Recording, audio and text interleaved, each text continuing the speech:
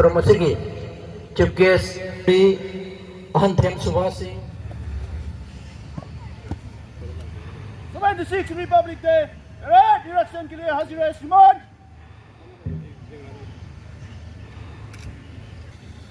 Parade inspection to begin.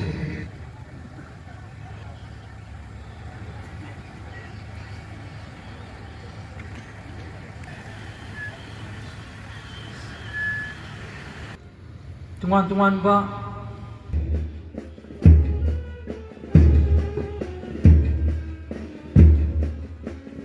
intelligence tuan-tuan na bang girls ni team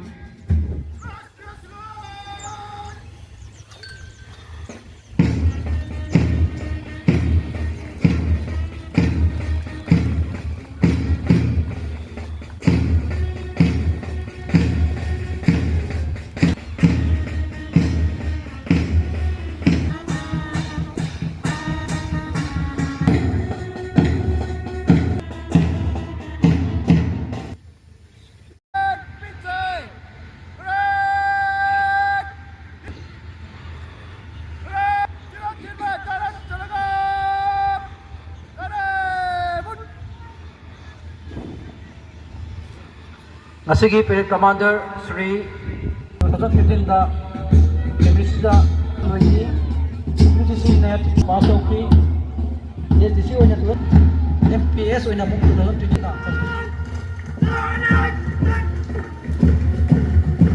Zamada ti luminin lucing MRMD RBG Asai Yunam Anand Kumar Channel Chingba Kandijan Alibasi Madhya Police Female Kanijani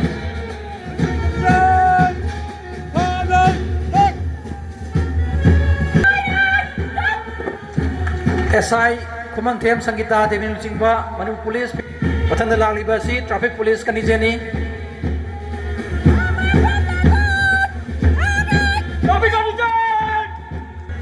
ASI Hais Prakash PD Venana Patanda Saluting based on the Social Libasi BDF Male Kanijani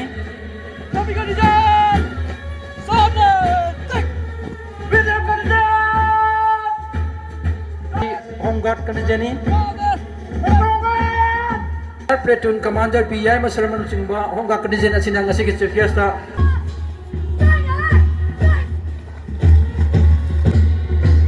Abdul Ali High Madrasa NCC Chief Guest Salute PD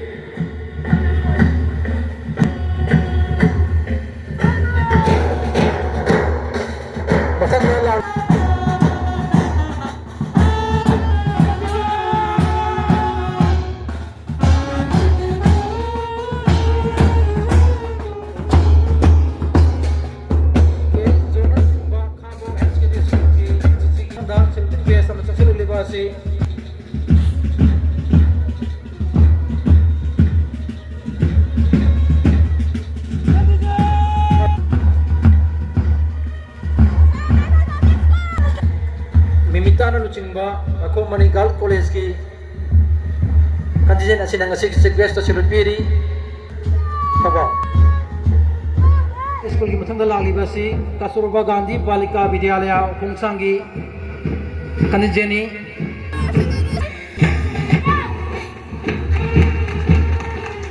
Piri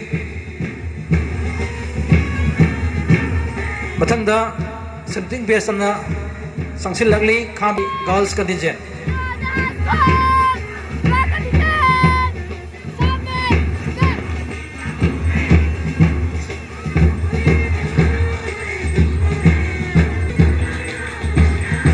Platoon Commander Case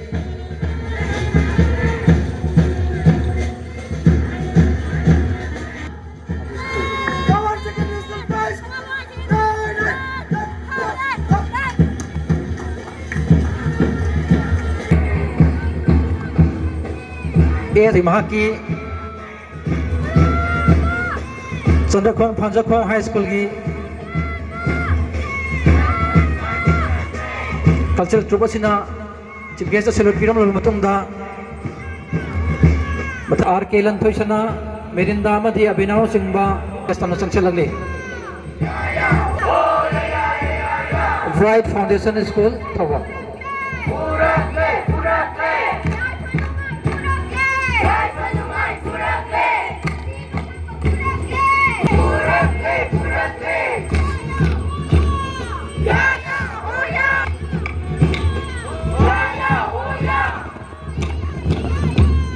are K लंथोइसना मेरिंदा मधी folk song dance मधी माइबी जगोय उन्हें पापुम तो बिगदोबा bright foundation school की cultural troupe असिना असिगी चीफ गेस्ट असिलो पिरम लबतुंगदा चवायमा सेकेंडरी कल्चरल ट्रूप असिगी मतुंगदा लांगलिबसि Indian red cross society Thoubal district branch की टीम असिना कुरेल मोक्सो उपिगनी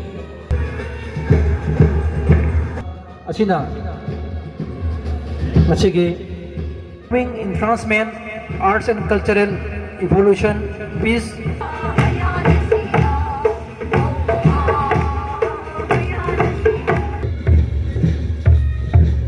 Suras Namchinba, Thang Ta Madi, Pungcholongi, Arundanang Libasi, Association for Pauna Memorial Arts and Development Services. Come on, welcome.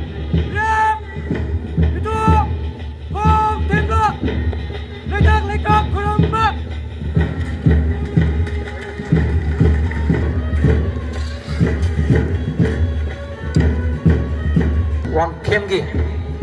Thang Tagi. Certificate of participation ba koi han kitana Indian Red Cross Society.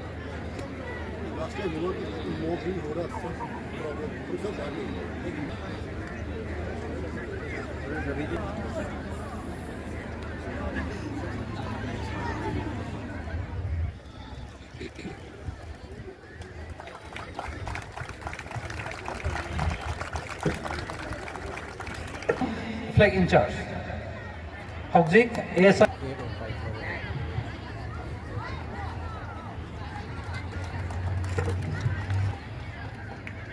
Inchin Birakli, Sri N. Sam Zadun Lebigani, 3rd IRB contingent. IRB contingent. Mathanda Manipur Police.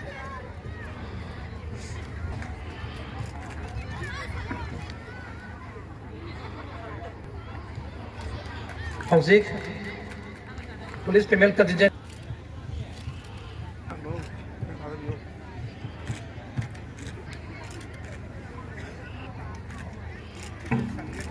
Na ating nasidi ngasigi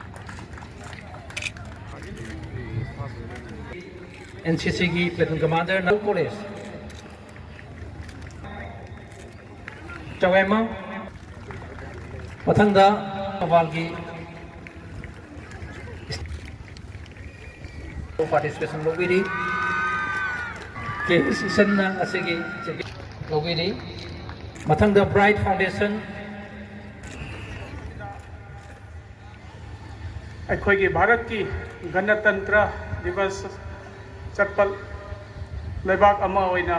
अखोई इसाना शासन तौजदुना 1947 दा अखोइना independence फंगलगसु अखोई लेंगाक लोनसी करम मखनगी ओइगदगे हाइबसी अखोई हाना खंगमदे अदुबो India की constituent assembly के doctor Ambedkar ji ना लुचिंगबा के कमिटी सिना कन्ना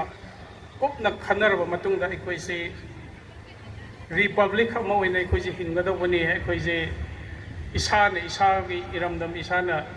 अखोई इसागी मिरेप खंजरगा अखोई से लेबाक ngakpa अदुगुम्बा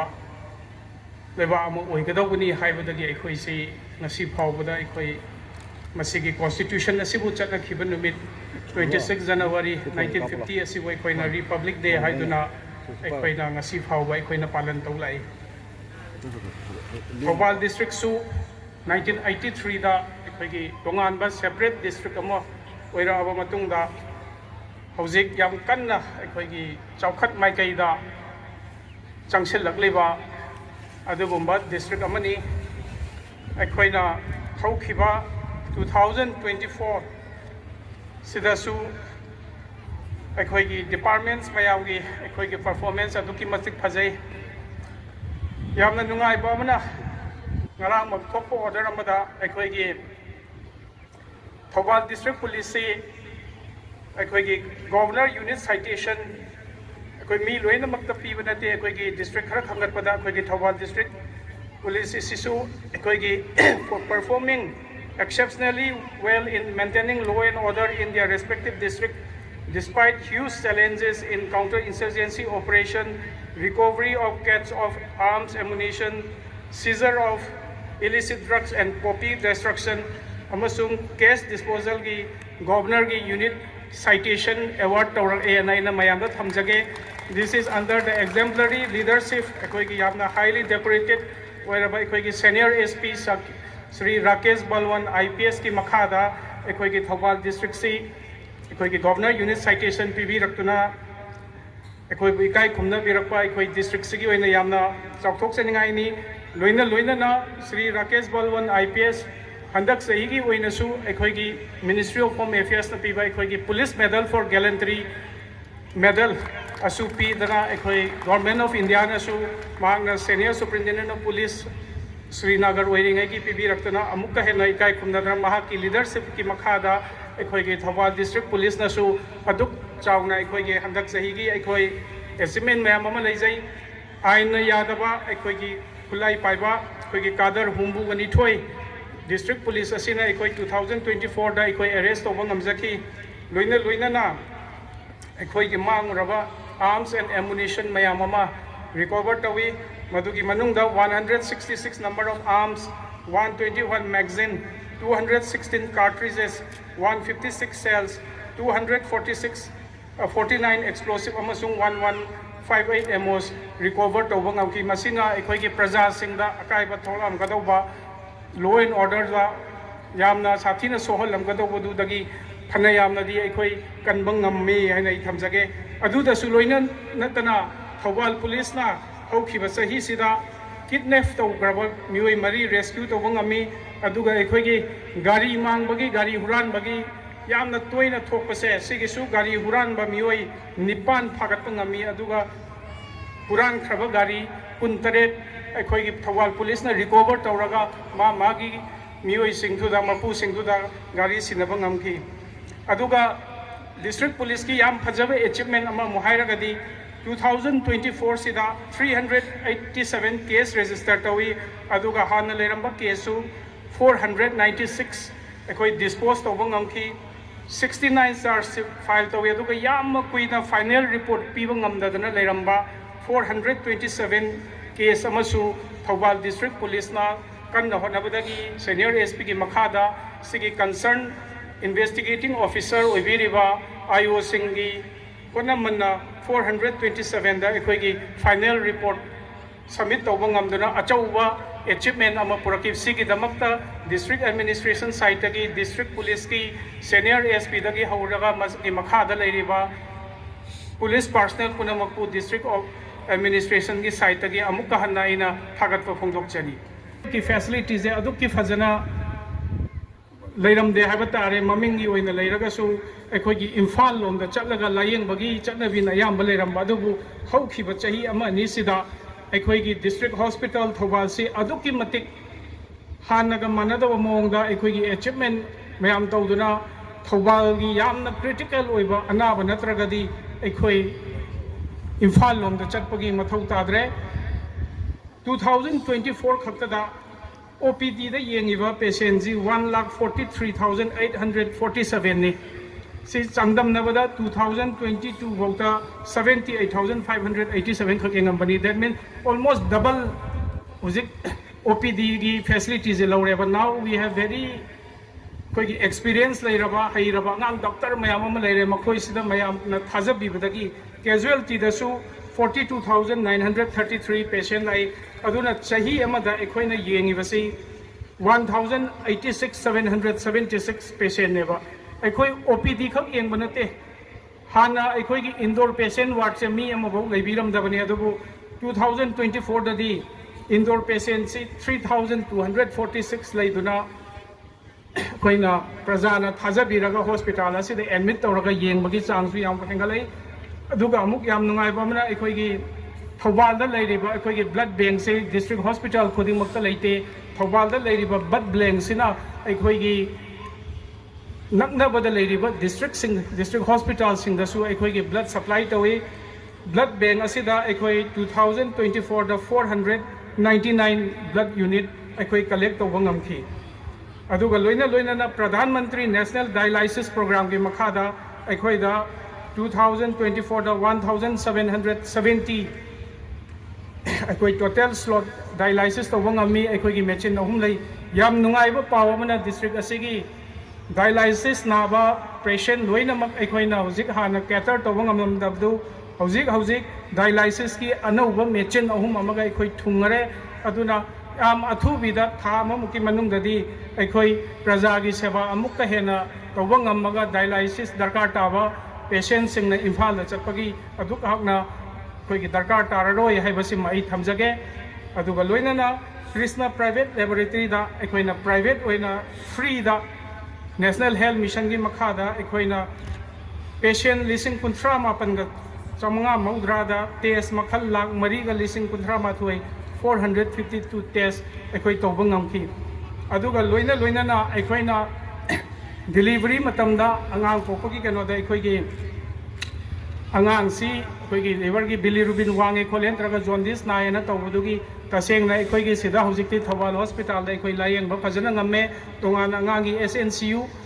हांगागा अखोइगी पेडिट्रिशियन अमसुंग मागी वार्मर नुंग यावरगा अखोइ फजना ट्रीट तौबा ngame हाइदुना ए डिस्ट्रिक्ट असिगी प्रजा सिंगदा थमजगे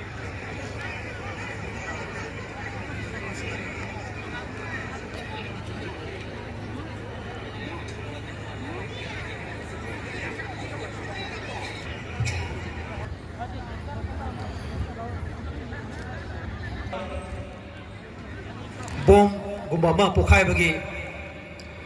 thokdokni thoklibasi sida tongan ba akhoi gi sinching uri aduga asokposi first aid pi bagi habaduni ulibasi makal gi akhoi gi